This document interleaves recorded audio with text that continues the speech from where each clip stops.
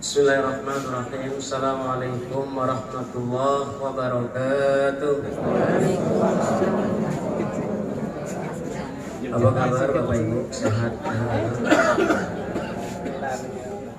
Alhamdulillah wa kafa. Wassalatu wassalamu ala nabiyil mustafa Sayyidina Maulana Muhammad Rasulullah bin Abdillah wa ala alihi wa ashabihi wa man tabi'ahu wa wala.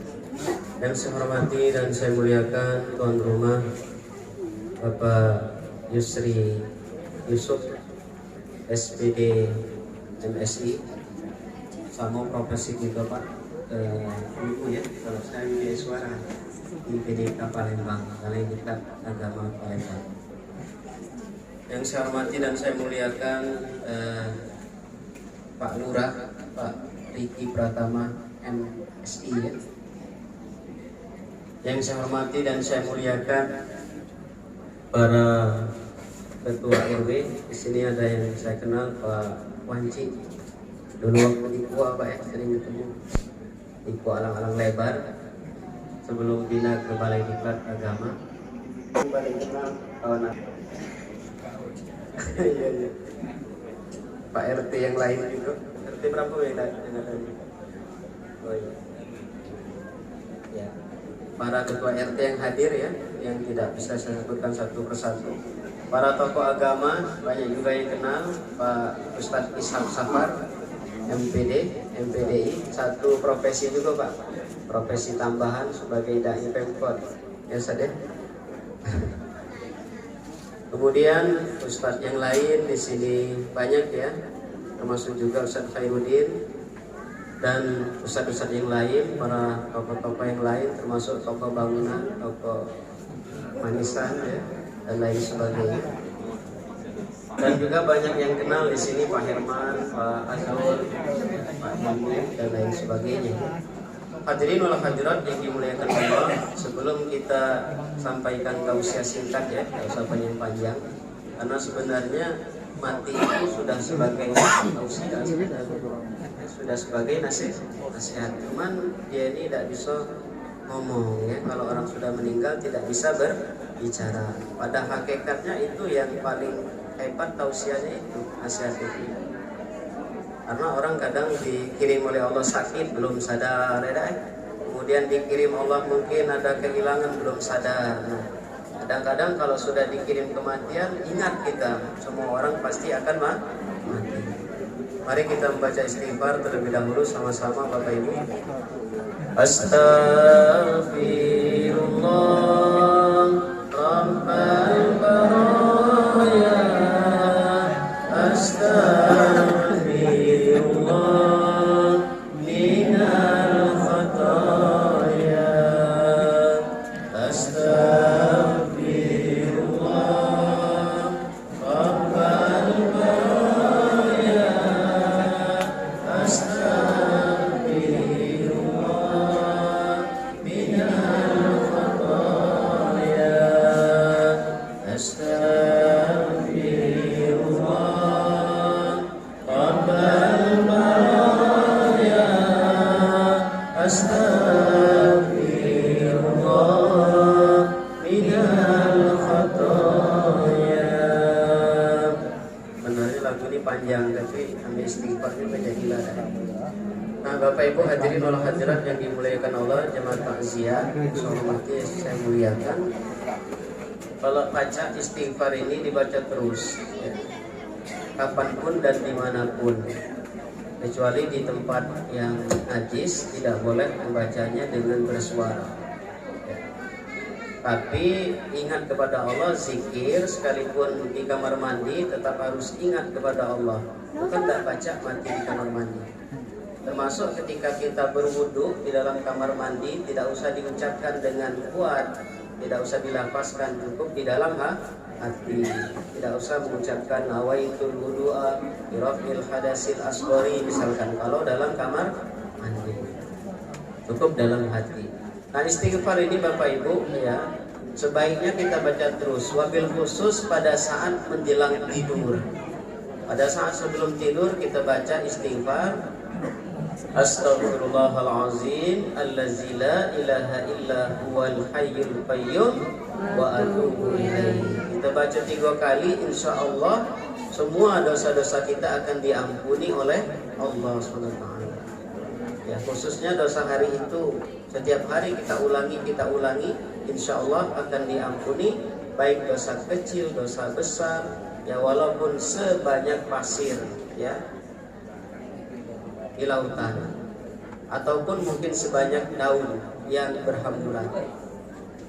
Kemudian di samping kita membaca istighfar ini, kita bersyukur pada Allah. Ingat, alhamdulillah nikmat ini apa yang hari ini yang kita dapat, ya, nikmat sehat, ya, kemudian makan, ya, minum, nikmat keluarga, nikmat pekerjaan, kemudian nikmat apa lagi?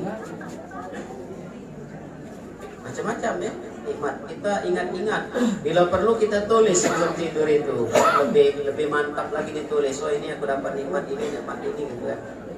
Nah, kalau yang kita pikirkan itu yang positif, Bapak Ibu, tidur kita tuh jadi nyenyak.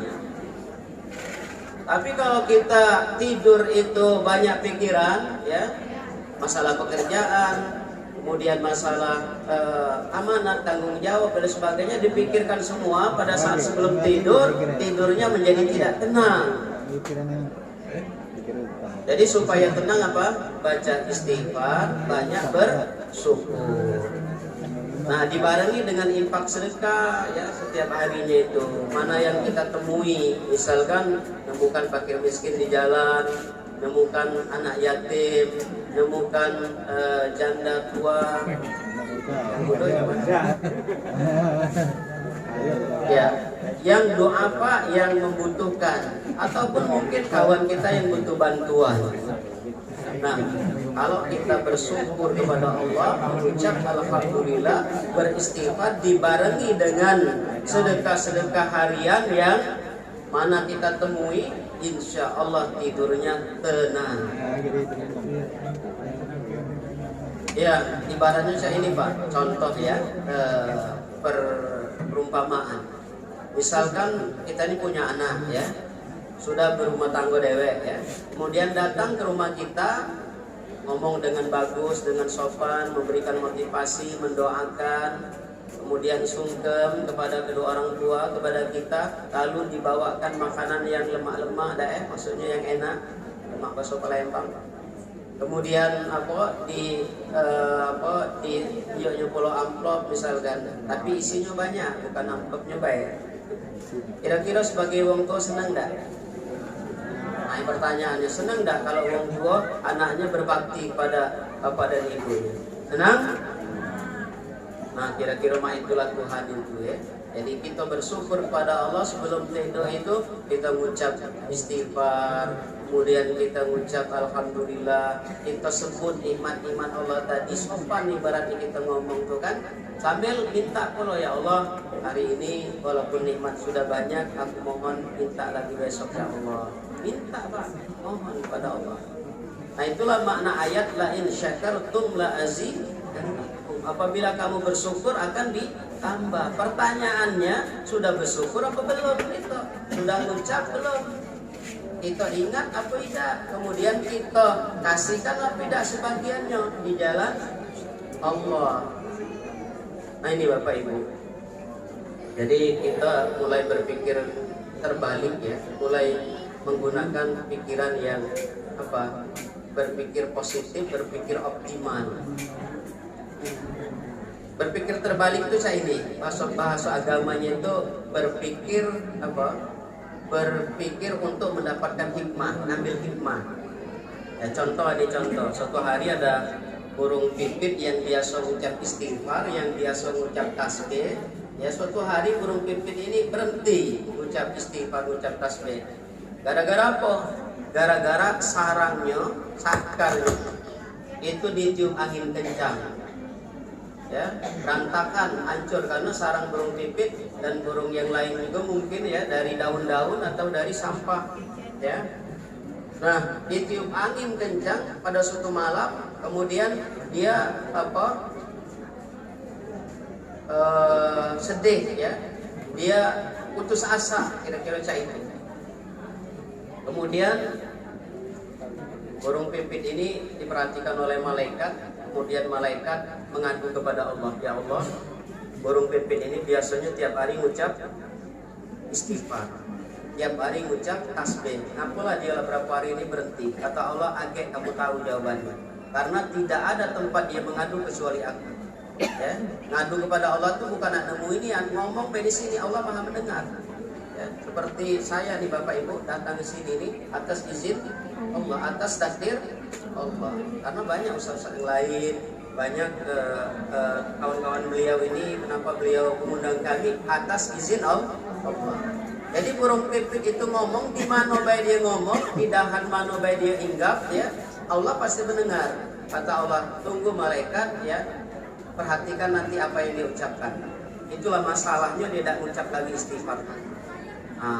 Jadi burung pipit itu hinggap di suatu pohon, di sebedahan ranting, kemudian ngomong, ya Allah, alangkah teganya engkau ya Allah. Itu ucapan dia. Alangkah teganya ya Allah, aku cuma punya sangkar sikok, tempat aku tidur, tempat berlindung. Tiba-tiba ada angin kencang yang engkau kirimkan ya Allah dari orang-orang. Ya. Kemudian Allah ilhamkan ke burung itu untuk menyadari, ya. Kata Allah, didengar oleh malaikat. Tahu dah, malam hari itu ada ular besar yang akan menerkammu. Ibaratnya ular sawah lah, ya. Burung pipit ini mungkin kalau di dusun-dusun tuh di pohon sawit, apa di pohon karet, ya, apa di kayu, ya. Nah, ada ular sawah. Ular sawah itu bahasa Indonesia. Nah, ular piton, ya, akan menerkam, siap menerkam. Lalu kukirimkan angin, kata Allah, supaya kamu terbangun dan terbang. Coba bayangkan, maha lembutnya Allah, maha penolongnya Allah. Jadi burung pipit tadi awalnya sedih Pak, ya, sedih karena sangkar satu-satunya itu ditiup oleh angin. Nangis beliau, burung pipit ini, sampai malaikat itu dibukakan tabirnya oleh Allah di langit dan di bumi ikut nangis mendengarkan burung pipit tadi bersedih. Ya, ketika Allah jawab ma itu, ya, Allah sampaikan ma itu ke burung pipit tadi tambah nangis. Tapi nangis yang kedua ini berubah. Kalau nangis yang pertama tadi canak marah dengan Tuhan, nangis yang kedua bersyukur kalau tidak mati. Ya kan, tadi makan ular. Nah itu Pak namanya berpikir terbalik, mengambil hikmah, termasuk dalam musibah ini, ya. Ya, Ustadz Yusri mudah-mudahan keluarganya bisa mengambil hikmah. Mungkin inilah yang terbaik menurut Allah. Nah ini berpikir terbalik. Contoh lain misalkan, ya, di suatu daerah yang di situ petani sawah, anggaplah mungkin petani sawah daerah mana? Pada suatu hari sawah ini dihampiri oleh keong. Ya, keong, tahu keong enggak Pak? Bu? Ya, keong itu mirip kayak ini ya, siput ya. Tapi ada jenisnya, ada yang makan padi, ada yang tidak. Nah ini yang makan padi. Jadi kalau petani di situ tidak berpikir terbalik, tidak ngambil hikmah, dia bersedih Pak, habis sawah dimakan keong. Tapi ada petani yang bisa ngambil hikmah, bisa ngambil pelajaran, dan bisa berpikir terbalik. Dia pergi ke pasar, nanya di pasar itu ada tukang beli keong. Ternyata ada pengepul keong, ya kan? Dia beli harga 5.000. Ya. Jadi pedagang yang di pasar tadi beli berapa? Beli 8.000, sorry. Kemudian yang bapak tadi datang ke pasar petani tadi itu balik ke kampung ngumumkan ya bahwa dia berani beli 5.000, sekilo 5.000. Dalam sehari itu Pak seton minimal, seton kali 3.000 untung, berapa? 3 juta, sehari 3 juta, sehingga habis Pak keong itu dipungut oleh petani itu, dipungut oleh yang bersawah tadi, dijual ke dengan bapak itu harga 5.000, dia jual harga 8.000. Nah itu berpikir sebaliknya, bisa mengambil hikmah. Nah hadirin wal hadirat yang dimuliakan Allah, itu manfaat kita berpikir husnuzon kepada Allah. Kata Allah, ana inda zanni abdi bi. Aku tergantung perasaan hambaku, kata Allah. Kalau hambaku husnuzon kepada aku akan kabulkan. Ya, jadi kalau kita ngomong dak pacak terus, dak pacaknya. Tapi kalau kita ngomong insya Allah pacak, insya Allah ada solusi, insya Allah ada jalan keluar, insya Allah ada hikmahnya, insya Allah sabar Pak, insya Allah bisa melewati. Wa may yattaqillah yaj'al lahu makhraja. Ayatnya itu. Ya, jadi kita jangan basi ngomong. Ya, misalkan melihat apa? Melihat belimbing wulu. Ibu-ibu tahu tak belimbing wulu? Tahu ya? Asam tak? Ibu-ibu galak makannya? Senang tak makan belimbing wulu? Tidak ya? Asam ya? Oh, dibuat sambal ya? Nah, jangan ya Bu, mencaci belimbing wulu. Ya kan, ini asamnya, apa dia manfaatnya? Jangan dia ngomong kayak itu. Karena ada ayat yang ngomong Rabbana ma khalaqta hadza batila. Ya Allah, tidak akan sia-sia Engkau menciptakan seluruh ciptaanmu ini. Surat Ali Imran ayat 191. Rabbana ma khalaqta hadza batila. Jadi kalau kita ngomong itu tidak kata manfaat, bisa jadi tidak bermanfaatnya. Tapi kalau kita ngomong ya Allah, belimbing wulu ini bisa untuk sambal, bisa untuk pindang, bisa untuk obat dan lain-lain. Nah, insya Allah omongan kita itu jadi makbul. Insya Allah omongan kita itu dijabah oleh Allah. Jadi jangan mudah-mudah mencela. Ya, kayak lihat ustadz yang ceramah tuh kecil, pendek, ya kan? Atau ini di belakang, nggak boleh Bu. Aduh ayatnya tadi. Aduh ayatnya tadi. Itu ciptaan Allah juga. Nah itu juga bapak-bapak, jangan galak marahi bini terus. Bini dikit salah, cak salah kalau bini tadi di mata laki. Nggak boleh Pak, itu ayat Allah. Ya kan? Wa min ayatihi an khalaqalakum min anfusikum azwaja. Ayat-ayat Allah. Nah itu juga bini jangan galak marahi laki, kan? Nah, karena laki juga tanda-tanda kebesaran Allah SWT. Urusi laki, ya, diurusi tetangga. Hadirin wal hadirat yang dimuliakan Allah. Jadi Pak, yang kedua istighfar tadi ya. Istighfar itu pernah ya suatu hari di Mesir, cerita di Mesir dulu. Jadi di Mesir dulu Pak ada orang yang rajin istighfar, tapi bukan di zaman aku ceritanya, baca buku sebelum itu. Nah orang ini rajin baca istighfar, berdoa, doa anak sukses, alhamdulillah sukses ya, kuliah di Al-Azhar, doa apalagi dapat istri cantik, dapat nian Pak gara-gara baca istighfar terus. Ya. Cuman ada sikap doanya di antara banyak doa itu yang belum terkabul. Kepengen ketemu dengan Imam Ahmad bin Hambal atau Imam Hambali. Sikap itu yang belum ketemu dia. Tapi terus istighfar baca. Mana bacaan istighfar? Ya, istighfar bukan astagfirullahalazim. Terus Pak sambil masak roti, sambil manggang roti ya. Nah tiba-tiba datangnya Imam Ahmad bin Hambal tadi ya, datang dari Madinah menuju Mesir, kemudian mampir di masjid, tempat di samping masjid itu tempat penjual roti itu berjualan. Nah penjual roti tidak tahu kalau itu Imam Ahmad bin Hambal. Jadi Imam Hambali ini pergi ke masjid oleh pengurus masjidnya, oleh pilarnya itu diusirnya.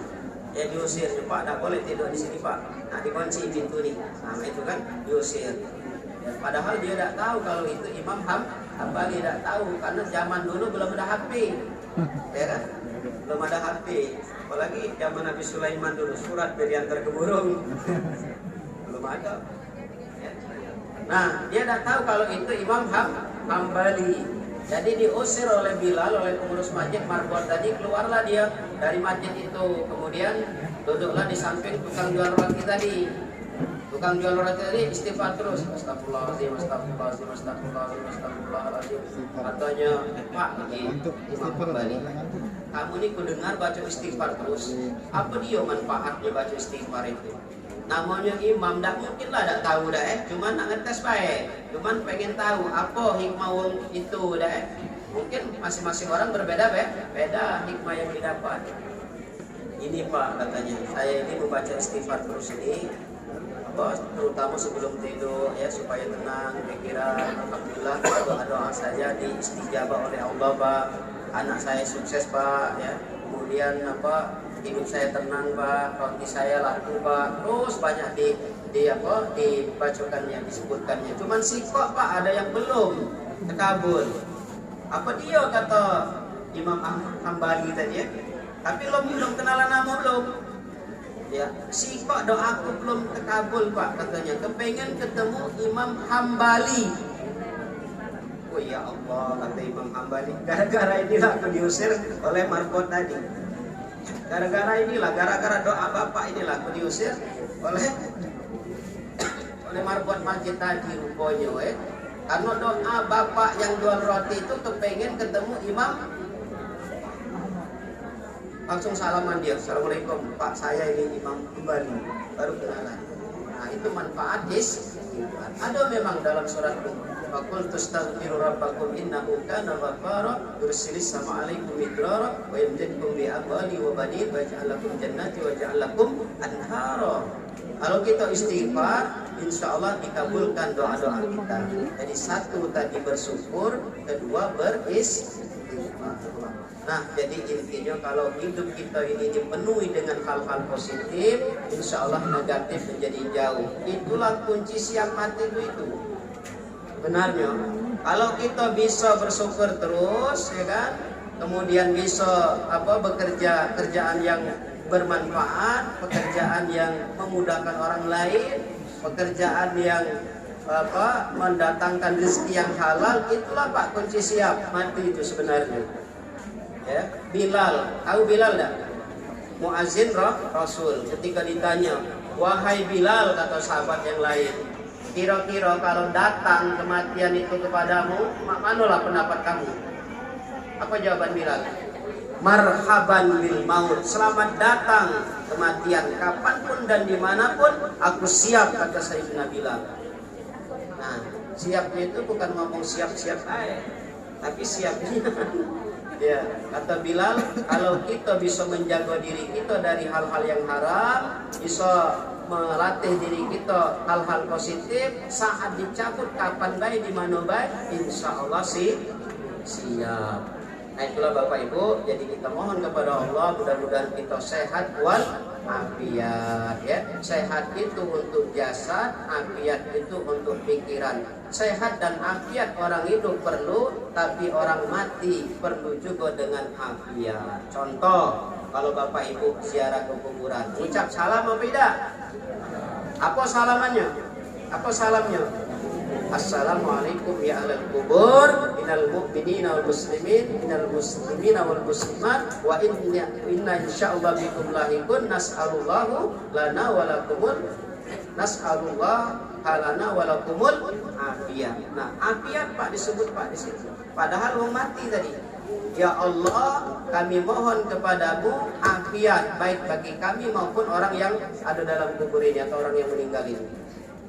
Artinya apa? Sehat itu untuk orang hidup, tapi orang mati juga perlu afiat. Afiat itu ketenangan pikiran, ketenangan batin, ketenangan jiwa. Karena orang mati itu cuma badan Pak yang mati, tapi jiwanya, nyawanya itu tidak akan mati. Kita doakan afiat untuk orang hidup, sehat ya. Mungkin itu yang dapat kami sampaikan. Mudah-mudahan bermanfaat Bapak Ibu ya. Keluarga yang ditinggalkan insya Allah bisa memiliki hikmah dan bersabar. Insya Allah mudah-mudahan ibundanya masuk surga, insya Allah surga Firdaus, dan dipertemukan kembali oleh Allah SWT sesuai janji Allah. Orang yang beriman diikuti anaknya rajin berdoa, kemudian beriman rajin mendoakan, kemudian berbuat amal kebaikan, kata Allah, alhamdulillah bihim suryatahum, kami pertemukan mereka di dalam surga Firdaus Allah SWT. Demikian Bapak Ibu, saya akhiri dengan sebuah pantun. Anak ini pergi ke sawah, anak yang di atas batu. Wabillahi taufiq wal hidayah. Assalamualaikum warahmatullahi wabarakatuh.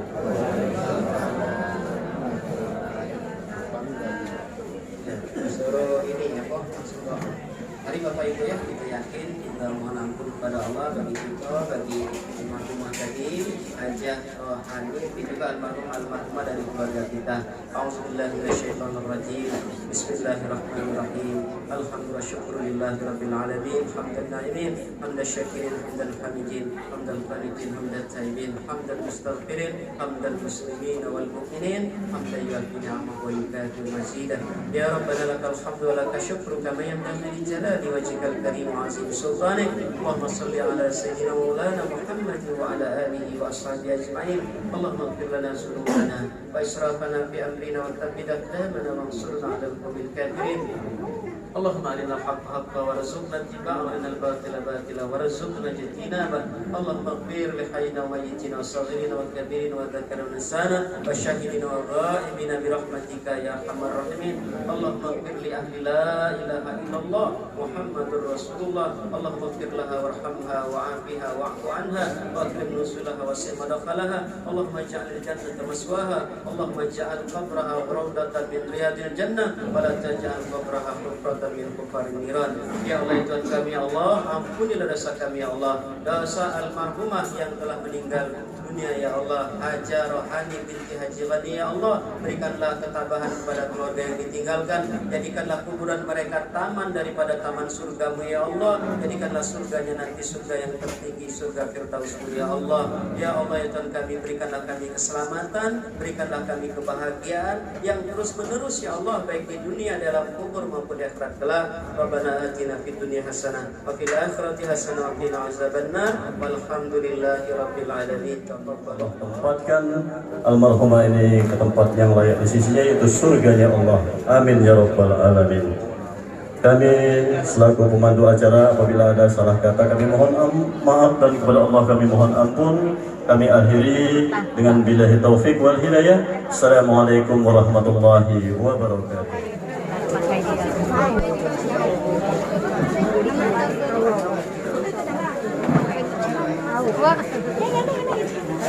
Wow.